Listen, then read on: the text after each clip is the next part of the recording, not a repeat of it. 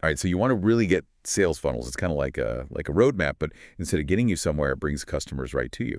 Yeah. And hopefully they buy something. The best part, we're going off an article from today, February 28th, 2025, on blogwidow.com. Super fresh stuff. It's always interesting to see how these marketing ideas change. What I like in this article is how they say a sales funnel isn't about tricks, it's about matching your marketing with how customers actually buy things. So no mind control, just making things smooth for your customers. I Yeah. dig that. Blogwidow.com says there's 4 parts to this. Awareness, interest, decision, action. Almost like falling in love, huh? Uh-huh, yeah. First you see who's out there, like casting a big net. That's awareness. You got to let people know your brand even exists. Could be ads, blog posts, whatever gets the word out. So not proposing marriage right away. You're just saying, hey, Uh-uh. then it gets interesting, literally, with the interest phase. What's that like? Imagine you got someone's attention. Now you got to reel them in, show them why they should pick you. Maybe they clicked your ad, went to your website, or downloaded something free you offer. This is where you build that trust, show you're the expert. And got to stand out from the competition. There's a lot of fish in the sea. So, less yelling from the rooftops, more like a first date, putting your best foot forward. Leave them wanting more. Right. This is super important if what you sell is complicated or takes a while to decide. Think like companies selling to other companies, software, or really expensive stuff. You can't rush it. I got to build that relationship first. Can't propose on date 1. Trust takes time. What about decision time? Now things are serious. No, they're really thinking about it, comparing you to others, reading reviews, maybe even case studies. They're getting all the info before they jump in. Like standing at a crossroads. Got to pick the right path. How do businesses make sure their path is the one people pick? Give them the info they need. Address what they're worried about. Let them try it out with a free trial or demo. Show them there's no risk. You guarantee they'll be happy. Make it so easy to choose you. And then, drum roll, we hit the action stage. This is where the money happens, yeah. It is. They become a customer. Click buy now, sign up, whatever your goal is. All that work pays off here. Like reaching the top of a mountain, but I guess the journey isn't really over, is it? Nope. Think of it more like base camp on Everest. You did something big, but there's more to do. Now you got to keep that customer happy, go above and beyond. Hopefully they buy again and tell their friends. Gotcha. Those 4 stages are clear. Blogwidow.com also says that even though any business can use this, some get way better results. Who wins the most here? Well, think about it. Online businesses, especially those with long sales or high prices, they don't get that face-to-face time to build trust. A good sales funnel does that online. Like a virtual handshake, a tour guide for your business so the customer feels taken care of. Speaking of benefits, blogwidow.com lists 5 good things about funnels. Want to go through those? Sure. First, predictable sales growth. No more guessing how much money you'll make. Imagine knowing that ahead of time. I'm already sold. No more financial stress, just smooth sailing with the data. How does a funnel do that? By knowing how many people move through each stage, how many come in, where they drop off, how many actually buy, then you can make smarter choices about your business and marketing. So no more throwing stuff at the wall and seeing what sticks. I like that. What's the next good thing? Improved lead quality. Instead of just anyone, you're getting people who are already interested, more likely to become buyers. It's like having a VIP list at your online store. Only the good ones get in. You got it. Next, better customer relationships. It's easy to get lost in the crowd online, but a funnel lets you treat each person right, give them what they need, build a connection. So it's not just one sale and done. It's making fans who love what you do and feel understood. That's cool. Yeah, and it leads to scalability. Tools and platforms mean you can handle thousands of people without a huge sales team. Grow big while still being personal. Automation ND, a personal touch. My inner nerd is happy about that. Last perk on the list. The one everyone wants. Measurable results. No more guesswork. You see exactly what's happening, what's working, what needs fixing. Like a heat map of your customers, showing you the hot spots and the cold zones, so you can optimize, optimize, optimize. Right. Blogwidow.com even names some tools to help you. ClickFunnels, lead pages, GetResponse, ActiveCampaign, and Kartra. Tools. It's like picking your superhero sidekick. Each one has its strengths. But how do you know which is right for you? Good question. Depends on what you need, your budget, and how techy you are. Some are great for landing pages, others for email. Some do it all. I've been using lead pages, love how easy it is to make landing pages, and their testing feature is great to figure out what works. Lead pages is good, especially if you want simple and pretty. But if you need more complex stuff like fancy emails or membership sites, maybe ActiveCampaign or Kartra are better. Gotta use the right tool for the job. No hammering in light bulbs. Figure out what you need, then find the platform that helps you build the best funnel. You got it. And this is something blogwidow.com says too. Just having a funnel doesn't make you rich automatically. Oh man, I was about to call my bank, tell them to expect a ton of money. What's the catch? Three things matter a lot, they say. What your business is, how your audience acts, and how well you keep tweaking your funnel. Let's break it down. First, business type. Why is that so important for funnel success? Well, some businesses take longer to make a sale than others, like selling software to a big company takes months of talking and demos.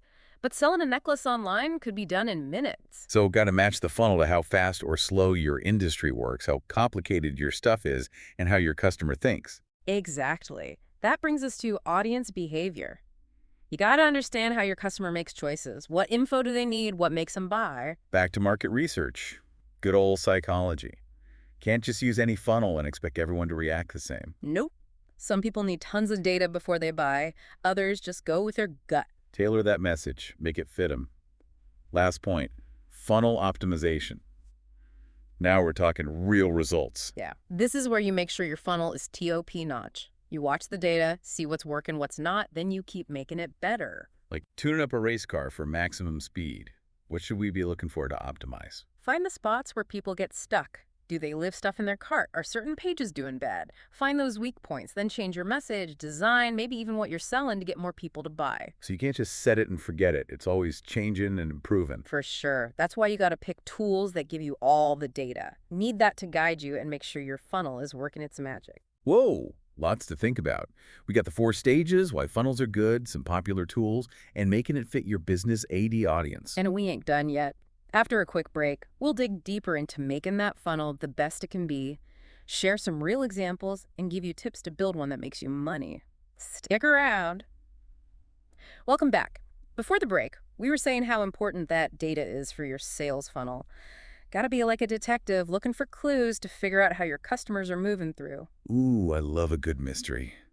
But instead of finding treasure, we're building this path for our customers to buy something. Right, and one of our best detective tools is A/B testing. You put different parts of your funnel against each other, like a competition, and see which one wins. So less Sherlock Holmes, more like a scientist doing experiments to see what our audience likes. Yeah, maybe it's 2 headlines on a page, 2 different buttons in an email, even 2 whole page designs. The data tells you which one gets more clicks, more sales, whatever you're aiming for. Built-in feedback, always learn what people want. But do you ever get lost in the data? Like too much testing, never deciding. Happens. Gotta balance it. Don't get hung up on tiny details. You missed the big picture. Get enough data to make smart choices. Don't overthink it. Data as a guide, not a roadblock.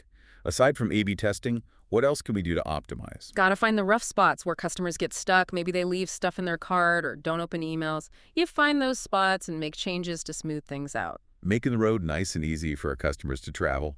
But there's so much to tweak. Where do we start? Go back to your buyer personas. That's like a picture of your perfect customer, their age, personality, what they need, what they want. When you get them, you can build a funnel that fits them perfectly. Walking in their shoes, seeing the world through their eyes. Exactly. Ask yourself, what are they worried about? What do they need to know before they buy? What words, what pictures speak to them? Then you can fine-tune everything. Words, design, how it feels to use, a total makeover for their journey. But we talk a lot about the technical stuff. What about feelings? Oh yeah, people forget that. Numbers are important, but customers are human. They want to feel like you get them. So it's not just getting the sale, it's an experience that feels good. How do we make that happen when so much is automated? Personalization. No more generic messages. Use that data to make each person feel special. Group your emails by what they like, suggest things based on what they bought before, even just use their name. Like those books where you choose the story. Each customer gets their own adventure. But that sounds like a lot of work to do by hand. Not really. Those tools we talked about, ActiveCampaign, Kartra, they can automate that personal touch. You set up emails that go out based on what people do, like joining your list or looking at certain products. So automation helps us be more human, not less. Mm-hmm. Still got to make that personal connection. Right. Speaking of tools, let's go back to those. ClickFunnels, lead pages, the others. There's a lot out there. So many. Always a new one popping up. How do you even pick the right one? There's so much to choose from. It's like putting together a team of superheroes. Each one does something different. Think about your budget, your tech skills, and what you need the tool to do. Like, what are the must-haves for your funnel? Do you need those fancy landing pages, email automation, a whole membership site? Once you know that, you can narrow it down.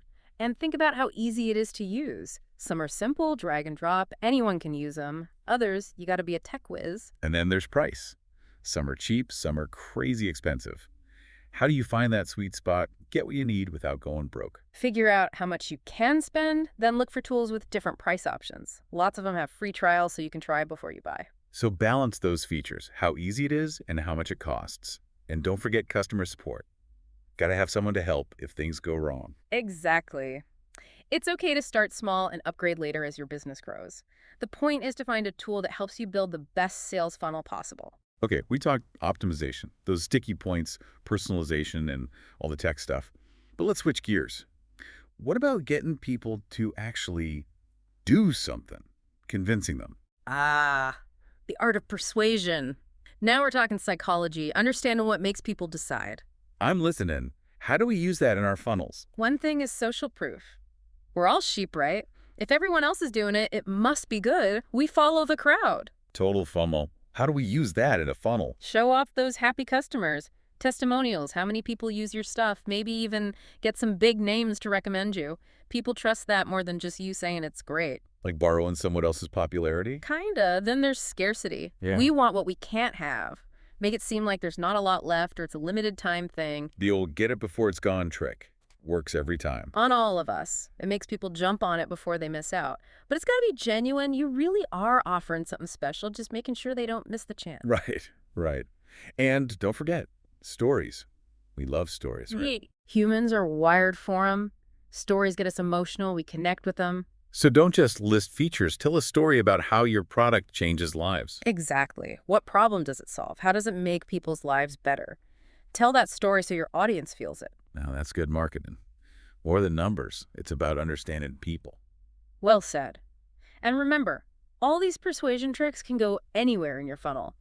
From when they first hear about you to the moment they're ready to buy. Okay, lots to think about. We talked optimization, tech, and how to convince people. But let's take a step back and look at the big picture. Connecting the dots. What's the main takeaway from all this? I think it's about mixing smart strategy with that human touch. We use tech to make things smooth and personal, but we don't forget that people have feelings, and we got to respect that. Yeah. A good sales funnel is both effective and ethical. It gets you sales, but does it the right way, respecting your customers. That's the secret sauce, huh? After a quick break, we'll have some final thoughts and tips to make your funnel amazing. Stay with us. We're back. You know, it's funny. Sales funnels sound so, I don't know, technical. But it's really all about psychology, how people act. What's really cool is that it's not just for selling stuff online. Any process where you're leading someone somewhere, that's a funnel too, like training new employees, teaching students, even planning a road trip. It's like a secret code for making any experience work better. We talked about the 4 stages, why funnels are good, all that personal touch stuff. But what's sticking with me now is like the ethics of it all. Doing things the right way. Yeah, a lot of people forget about that when they're just chasing sales. But a really good funnel, it takes more than just tricks. You got to be honest, be transparent, actually care about the people you're trying to reach. So it's not tricking them into buying. It's like everyone wins. Yeah. The customer gets what they need. You get the sale. How do we make sure our funnels are, ethical? Don't lie. Be upfront about what you're selling. Don't overpromise. Just tell the truth. That builds trust. And trust means customers come back for more. Like they say, honesty is the best policy. People see right through fakes.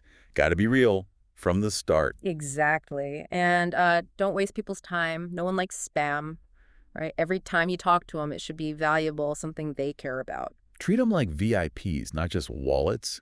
Build that relationship. It's more than just one sale. You got it. And this is big. Remember, your customers are people, not just numbers on a screen. Be kind. Be understanding. Easy to forget when you're looking at charts all day. But people buy from people they like, people they trust. Couldn't have said it better. So as you're building your funnel, be smart about it, but be good too. Okay, tons of great info today. But before we go, one last takeaway for our listeners. One piece of advice they can use right now, what would it be? Get to know your perfect customer. Really dig deep. What makes them tick? What are their problems? What do they dream of? Talk to them, ask them questions, watch what they do. The more you know, the better your funnel will be. A perfect fit made just for them. Love it. Well, I think that's about it for our deep dive today. It's been fun. Really enjoyed talking funnels with you. Likewise. And to everyone listening, this isn't the end. Keep trying things, keep learning, keep making those funnels better. This stuff changes fast, so stay curious. Until next time, happy funneling.